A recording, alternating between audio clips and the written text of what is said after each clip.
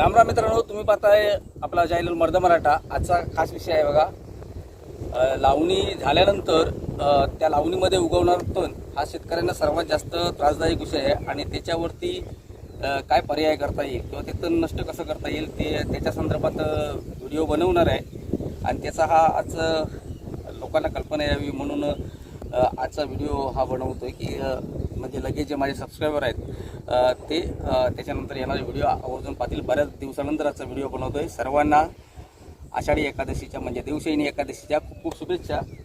मित्रांनो, लावणी झाल्यानंतर आता आपली लावणी पूर्ण झाली आहे आणि लावणीमध्ये भातामध्ये अशा प्रकारे तण उगवतं आणि हे तण काढणं खूप जिकिरीचं काम असतं।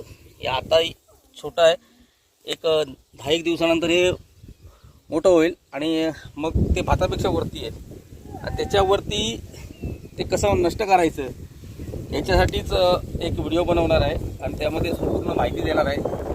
मित्रांनो, आवर्जून ही माहिती पहा। जे कोण माझे सबस्क्रायबर आहेत त्या सर्वांनी हा व्हिडिओ शेतकऱ्यांना मात्र निश्चित शेअर करा, कारण शेअर केल्यानंतर बाकीच्या आपल्या शेतकरी बांधवांना देखील याची परिपूर्ण माहिती मिळेल।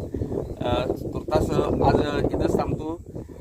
पुन्हा एकदा सर्वांना आषाढी एकादशीच्या खूप खूप शुभेच्छा। धन्यवाद।